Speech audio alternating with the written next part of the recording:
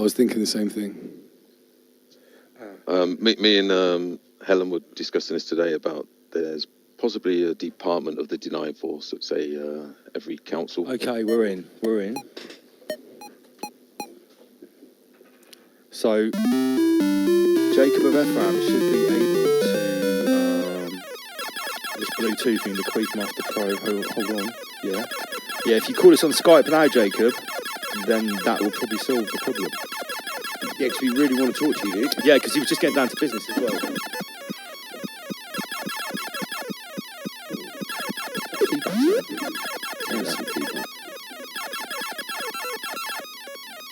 Can everyone else hear that feedback sound? I can, I've got it. Can you hear it? Alright. Okay. Alright. I'll go back to my means, because I have many. Yeah. Over Beats Kid promos and new headphones. So, let me just get the screen back. Sorry about that, ladies and gents. We are just waiting for Jacob to call us back in. Yeah, Jacob, riseabovelivestream@gmail.com.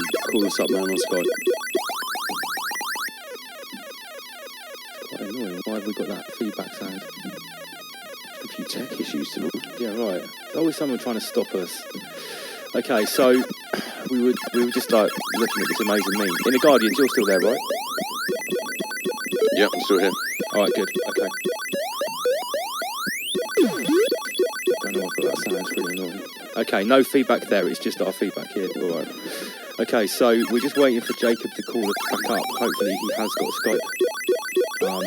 Maybe I should just get. Can you get the Gmail up to see if he's emailing? It's already up there. All right. Yeah. Check Rise Above Livestream. No. No. All right. Okay. But that's how he's going to contact us if he's having any problems. Yeah. So this one here on the left is from Deep Bait Memes, and it's one of those NPC memes, and it starts off like, the head is full of the Soviet Union, then your head is full of like Ukrainian World virtual War 33, signal. World War 33, yeah, and then there's the Greta reset, so it's like the unholy trinity. Yeah, sure. Yeah. And The triad. The triad, yeah. And you see, like, a lot of the memes I'm going to show tonight are all working towards this idea. Oh, it's saying you guys are buzzing. Yeah, that's what I mean, feedback. It is a buzzing sound. All right, okay, let me just try something, everyone.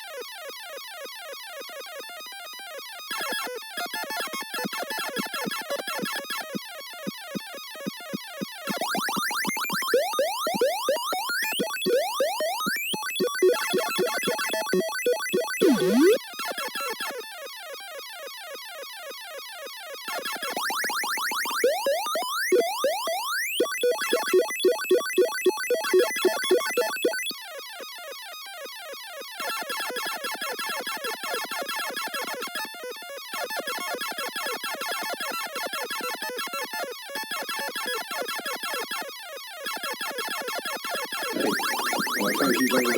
Right, 1 2 1 2. Is that better, everyone? Hey, Sam Carno, big up you, man. Okay, right, and 1 2. Jacob, you're back.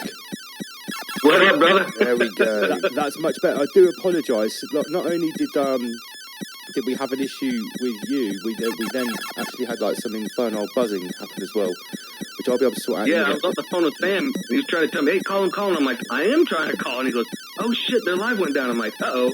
No, the live didn't go down. We just had an audio issue. Okay, so, sorry, please go back to what you were saying before, and let me just get your little banner back up so we knew who we're speaking to here. Jacob of Ephraim, Solar Wolf, welcome back. We apologise.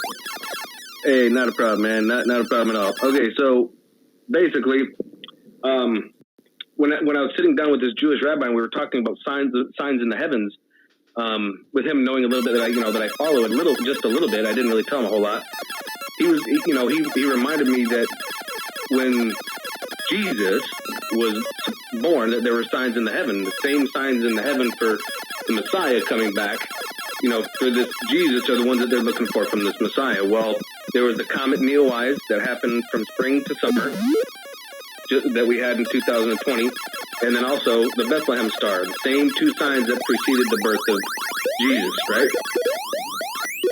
So that actually kind of got my awakening, like, holy crap. And when that happened, I kind of knew that I need to start paying attention to what's going on up in space. I didn't really know what it was, but I've always been kind of watching, through telescope, watching planets and the stars and moons and stuff like that. And then I started really paying attention to solar weather. And because solar weather, and of course, as you start learning, going down rabbit holes, you start learning about cuneiform texts. When we're talking about the Nibirians, the Anunnaki, as people call them. Sure. The Anunnaki can mean a multitude of races. I mean, Anunnaki literally means those from the heavens that came to the earth. But we're specifically talking about the Nibirians, those from Nibiru that go around our second sun, which is Nemesis, right? Yeah. So I started really watching. I started taking photos and stuff like that, and that's some of the stuff that I've sent to you. Some of them are photos that I've actually taken, and I've done just different little things with them, just because I thought it would look cool. And then other things are actual satellite images that I've been getting, and some of them are personal photos of like spacecraft. Things that I'm noticing from satellite, and things that we're noticing here. I've got a couple others from other things that I've seen. I've downloaded those onto my computer that I've sent to you, so that way I could go, wait a minute here. This is what I'm seeing on this satellite. This is what I'm seeing on this satellite, and I'm able to start putting things together. And dude, we're literally living if you want to say, a Star Trek reality, but there's literally Star Wars going on out in space. Like I've got some of them photos you'll see. I mean, it's just lit right up. You can see everything going on. And you've taken these yourself, have you, Jacob? So, some of them, yes. Now I can't see on the screen where you're at. That's why I sent you the file. I didn't know if we could if we'd be able to do a share screen or whatever, and then I could just kind of go through them with you. But I mean, I can watch on my phone and watch where you're at, and I can kind of let you know some of them that I have taken myself, actually. Okay, cool. Lots just going through some of the slides now. So you've taken those pictures yourself, have you? Yeah, a lot of them I have. Some of them are actual screenshots from satellites that I've got or downloaded from different websites. So if we start off the way I sent it to you, I don't know if it received this way because I created a zip file and I don't know if it screws it up. But this one here that we're looking at, this is from LASCO C3. Okay, so if you see the little white circle in the very center, that's actually the surface of the sun. And then you have an occulter disk that actually kind of surrounds it to block the light from the sun so we can actually see coronal mass ejections. And as you can see here, you actually, on this one, you can see the plasma coming off from the sun. Wow. But you can also see to the left of that disk, you can see a small craft there. Sure.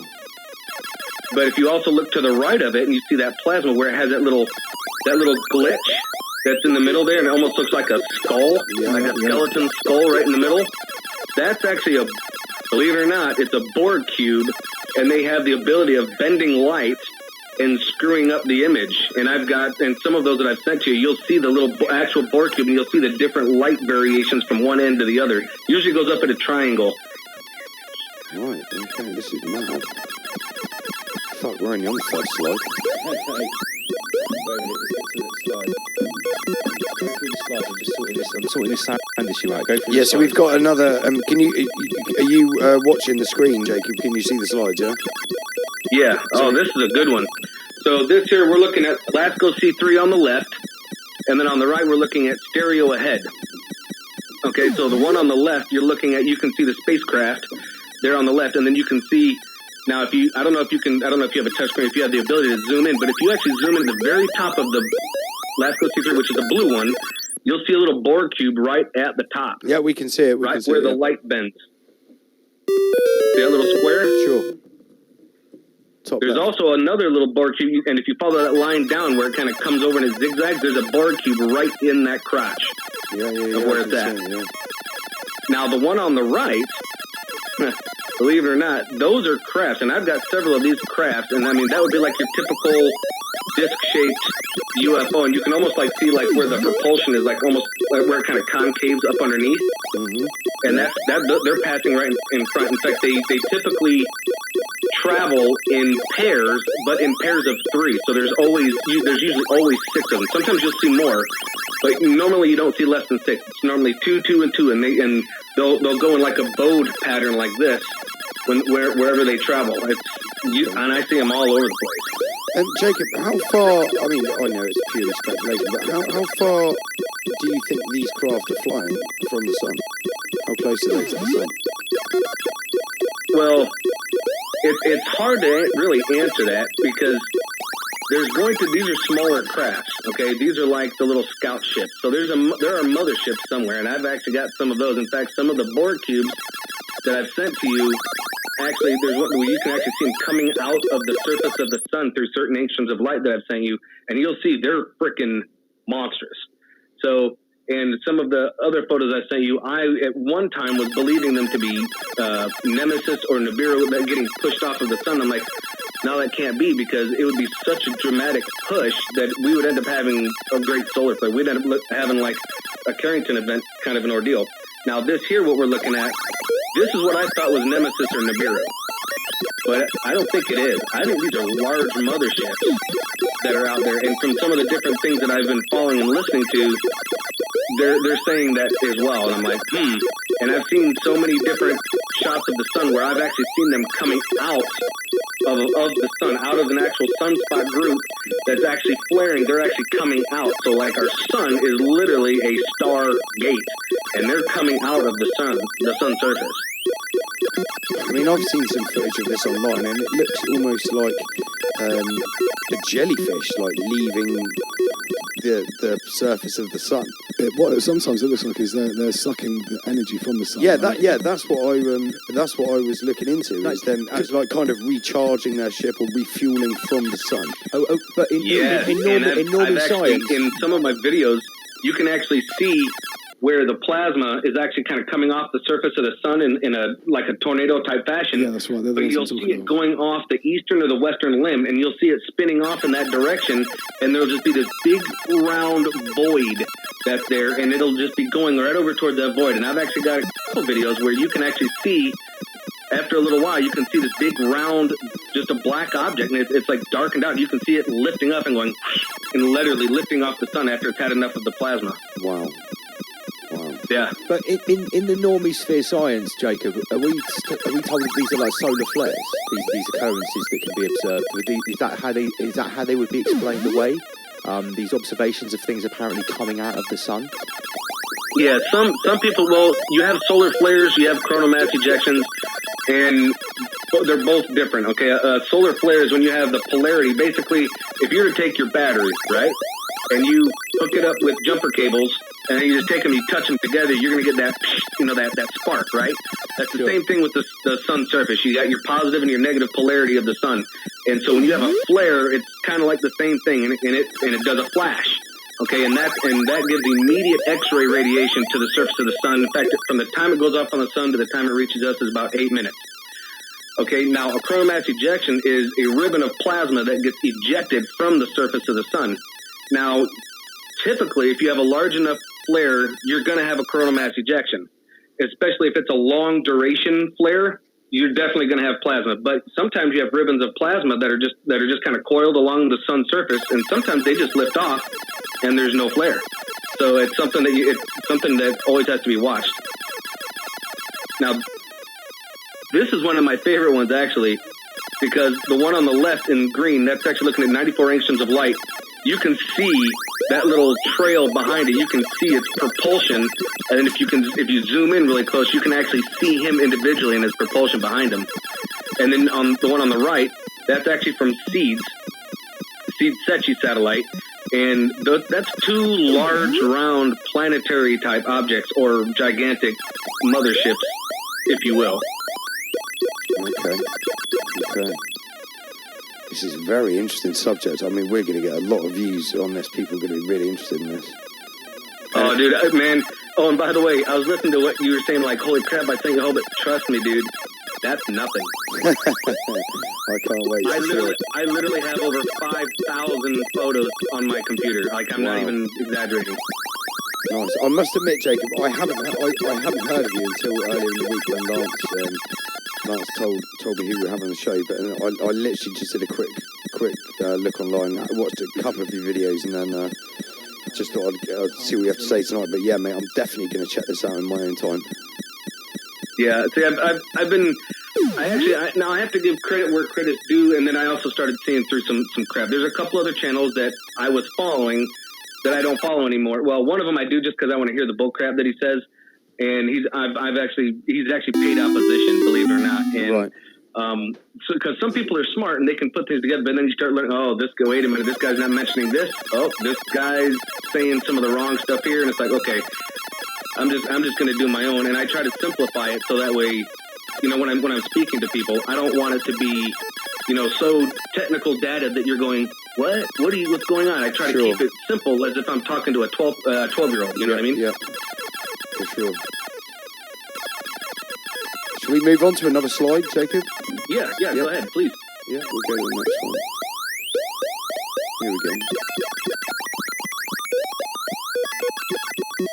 Okay, so this is a similar image to the previous one on the right-hand side, but it looks like you've highlighted a spherical object at sort of 2 o'clock. What I do here typically is I'll take several screenshots of the same image, but it's through different times. So, like when that large round planetary type object is close to the occulter disk, and you see it moving out, when I'm watching it, I'm clicking, and you can see it moving away. It's clearly moving away from the sun. So, and I show that in a lot of my videos. You can actually see it moving, transversing across out of the side of the satellite. So, awesome, man, awesome.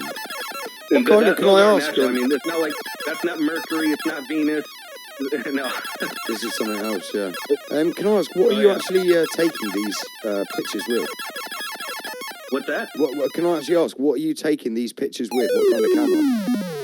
Okay, now these are actually downloads from the Secchi satellite website. I have several websites that I use. I use their satellites, and I'm accessing direct to the satellite and getting the images off.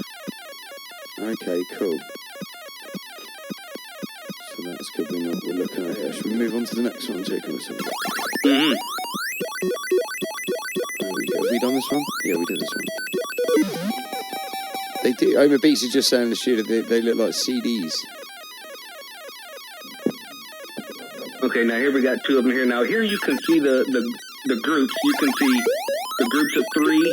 They're pairs, but you can see the group of 3 pairs that are there on the one on the left. And then on the one on the right, that's actually like another large round planetary object. Now, if you look at the picture on the left, you can clearly see out of the lower right side, you can clearly see how the plasma looks when it comes off, right? Yeah. I mean, it's just kind of spreading out. It's kind of, dissipated. It's just like kind an of thrown eruption out, right? from a volcano, almost. Yeah, but the one on the right, there's a large round something in the middle there, and I've got those all over the place. Like there's those round objects in a coronal mass ejection ain't supposed to be there. No. It's not a natural ordeal. It's something close to the sun, pulling out plasma, and as it goes, it's dragging plasma with it. Right, okay. So Jacob, what do you think's going on here personally? What's your personal opinion on what these ships are doing? Like you said, they're using it as a kind of gateway portal or Stargate, if you will, or are they using it to refuel their ships, charge their ships in some way? You know, what's your take on this? If you could speak to that. All of the above. All of the above. Excellent. Okay. All of the above. They're using the plasma for refueling. They're traveling in and out of the sun's surface for traveling. Because when we look at we know that it's an electric universe, right? So when you think of it that way, the sun connects to, if this is like a central hub for like your nervous system, and you've got your connectors from one section to another section. You've got that line. Well, that would be a wormhole from one sun to another. Same thing in our galaxy and in the universe. That's how they work. Right. Okay. So it's wormhole to wormhole to change location. Yep. I've got a question here in the chat from Donna Harper. She's saying, why is there a circle in the middle of them all if from satellite? Ask him to show the ones that he's taken himself. The circle in the middle, the circle in the very center, that white circle, that's actually the surface of the sun. That indicates to let you know where the surface of the sun is. Yeah. Okay, and the black disk is an occulter disk, and on these images it doesn't show very well, but there's actually like a little handle that kind of comes down from in front of the satellite, and then it holds the occulter disk in front of it to block the sunlight. Kind of like, when you go outside and you look at the sun, you put your hand in front of it, sure, it's not blinding, but you can still see the light, same kind of thing. Okay, cool. Just so everyone's aware. I know you did say that at the start of the presentation. Mm-hmm. Right. Okay. Right. So these are some really cool images, man. Yeah. Let me just get rid of them at the moment because I want to go a little further into the slideshow because there was. Oh right. Okay. Here's the one I was looking at. Please, Jacob.